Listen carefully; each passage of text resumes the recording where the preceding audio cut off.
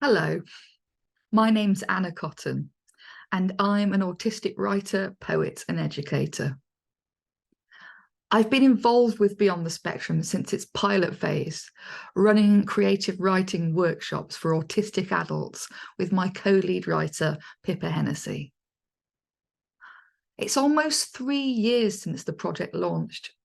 And in that time, we've connected with an array of autistic writers of all backgrounds and stages in their writing journeys, many of whom are still writing with us to this day. This has given us a strong sense of how to tailor our workshops to meet autistic needs and help people find their unique voices through a shared passion for writing. Over 3 recordings, I'll share examples of tried and tested Beyond the Spectrum creative writing exercises that our autistic participants love. If you're watching as a writer, looking to get a taste of our workshops, I hope I can offer you some inspiration. You're most welcome to join in with the exercises featured in my 3 clips. If you're a facilitator intending to work with autistic people in a creative setting, please refer to the notes accompanying this recording for tips and advice on how to boost engagement and help sessions run smoothly. So the theme for this exercise is special interests. Most autistic people have one or more special interests. These interests can change over the years or last a lifetime. And if you're anything like me, you might hyper-focus on an interest and want to find out absolutely everything you can about it. My most long-standing special interest is the violin. I started learning at age 8, and here's a couple of images of me playing over the years. And the violin is a notoriously difficult instrument to learn, and the strangled cat comparisons are painfully accurate at first. However, I'm forever grateful that I stuck with it, because once mastered, the violin has a vast emotional range. It's been an invaluable outlet of self-expression for me, and I still play to this day. Now, since my autistic workshop partner Pippa found out about Lundy Island in 1999, it's been her #1 special interest. She's visited Lundy more than 30 times, owns most books ever published about the island, and even has a dedicated Lundy bookshelf. So Lundy is tiny. It's 3 miles long, about half a mile wide. It's basically a brick of granite on the edge of the Atlantic Ocean. No one lives there permanently anymore. It's owned by the National Trust, and people stay there on holiday, like Pippa. Okay, so this exercise involves a short task set in advance. And this is an approach strongly favoured by our writers. It offers a flavour of the session's content so that everyone knows what to expect. And having that time and headspace to prepare something in advance means participants are keener to contribute from the outset instead of feeling overwhelmed and experiencing brain freeze. So before I deliver a live session, I circulate the prep to participants via email a few days before we meet. And I'll just pop that prep in the chat now for anyone following along at home. And that is, what are your special interests? Choose one and write 3 fascinating facts about it. These facts will be used as inspiration to write a poem. Okay, so here are 3 fascinating facts about the violin. Playing the violin burns approximately 170 calories an hour. That's equivalent to a large egg. The word violin comes from the Latin word vitula, which also means female cow. Researchers studying the brain's plasticity often use violinists to examine how much the brain can adapt.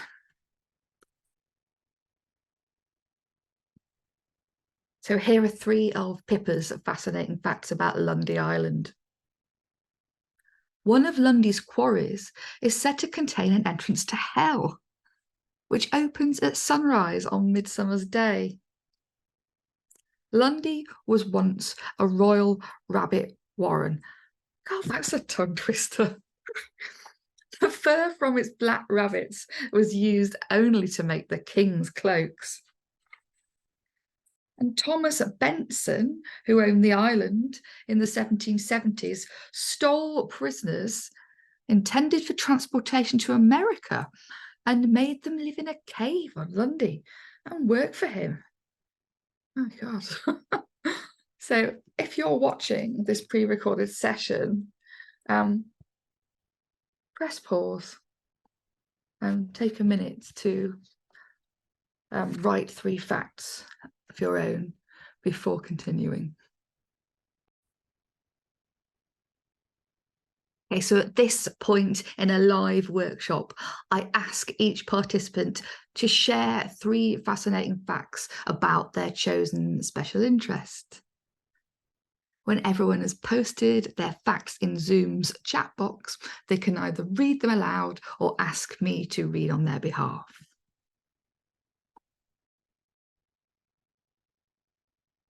Okay, so let's move on to the main exercise now. Step 1, choose one of your 3 fascinating facts and write it down. This will be the starting point for your poem.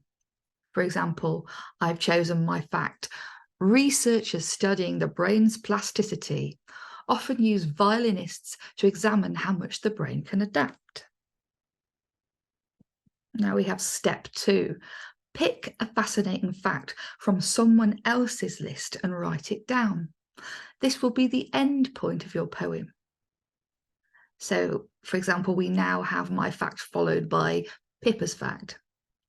Thomas Benson stole prisoners intended for transportation to America and made them live in a cave on Lundy and work for him.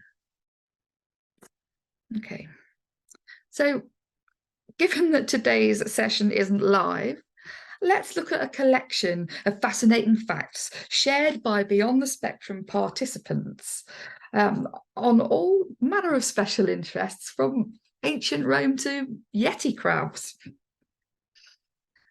An octopus in captivity was accidentally fed a gone-off shrimp, so it broke out of its enclosure, went to the researcher's office and threw the shrimp at him. Georgia Tennant is an actress who played the Doctor's daughter in an episode of Doctor Who. She's the daughter of one actor who played the Doctor, Peter Davidson, and she married another, David Tennant. Cornwall rises and falls twice a day. In the early stages of Christianity, women's testimony wasn't trusted as reliable, only men's. Dogs' nose prints are equivalent to human fingerprints. No 2 are alike. The first military submarine was made in 1776. If you couldn't afford your own grave in ancient Rome, you could choose to be buried in a communal tomb. Burial societies held annual feasts so you could get to know the people who would be your companions in the afterlife. Victorians treated asthma with arsenic cigarettes. The Vikings were great at raiding undefended churches and settlements, but tended to lose in battle against soldiers. And finally, Yeti crabs are blind, small, hairy, and eat bacteria grown on their own arms. Ooh. Okay, so number 1, choose one of your fascinating facts and write it down. Number 2, choose one fact shared by someone else and write it below your facts. And I'm just popping a PDF of those fascinating facts in the chat as well for reference. So if you're joining in at home, press pause and take a couple of minutes to do this now before moving on to the next step.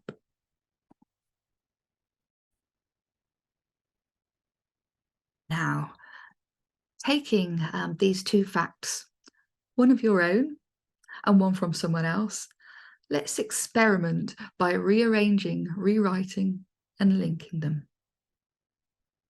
Step 3. Rewrite the two facts to make them more immediate and concise. So we now have neuroscientists seek fiddlers' brains, and stolen prisoners are enslaved in Lundy's caves. So see how the facts now feel active and less clunky. You now have the first and last lines of your verse. Step 4.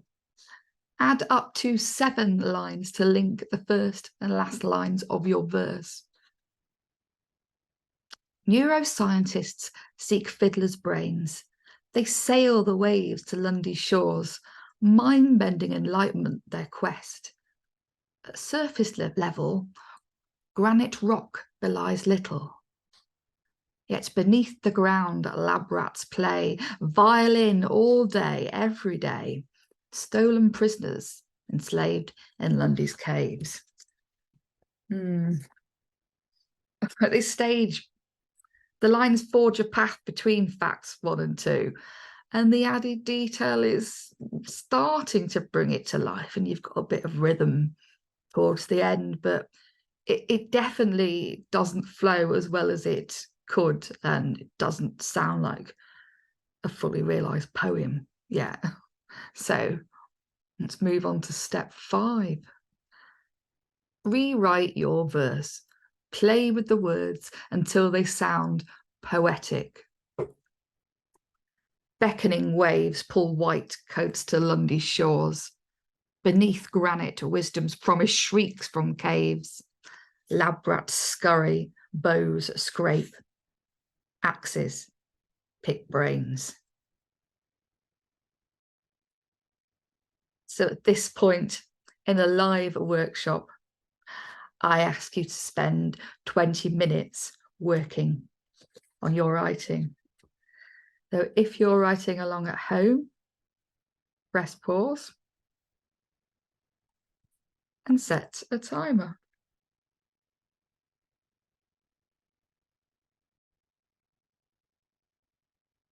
Okay, so writing time's up. If this were a live workshop, I encourage everyone to share their verse by posting it in Zoom's group chat. I then rearrange the verses into an order that makes most sense. And this creates a group poem, which I share on my screen. Now, everyone who wishes to read their verse as part of the group poem is welcome to. I'm going to share a group poem comprising verses from participants in a special interest workshop. In the first rays of the midsummer sun, the devil came to Lundy. He took up his violin and cast cacophony against granite walls, over the sea to roll round Devon's hills. A neuroscientist heard, sailed bounding over waves, ran up the landing beach road, said, "Please, can I examine your brain?" The devil laughed, loud and long. Beckoning waves pull white coats to Lundy's shores. Beneath granite, wisdom's promise shrieks from caves. Lab rats scurry, bows scrape, axes pick brains. A cow was once like a violin. How? There are multiple daughters from doctors.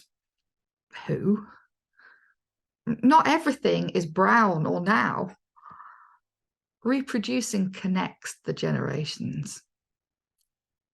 She fiddles with flair left-handed. Her eggs cook in the hourglass.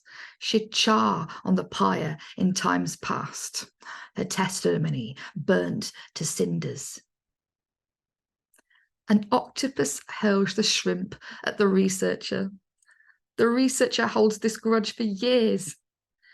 He works in secret to make the tool to fight the octopus in its home. In 1776, the first military submarine is made. Cornwall rises to fall again and again. The Norse arrive like the tides, boats driven onto the shingled shore. Men running like water to the weakest point and driven back again and again. Soldiers massed in squares that will not break, like the ruined churches, burned towns, the Vikings defeated in open battle. I will share my afterlife with strangers, perhaps at the bottom of the sea, where I will grow bacteria on my arms to feed my hungry ghost. Wow. Oh, thank you. Well, I hope you enjoyed finding out about other people's special interests, exploring the connections between them and your own, and weaving them together to create poetry. Thank you for watching, and join me again for the next session, where I will be asking, what if animals could talk?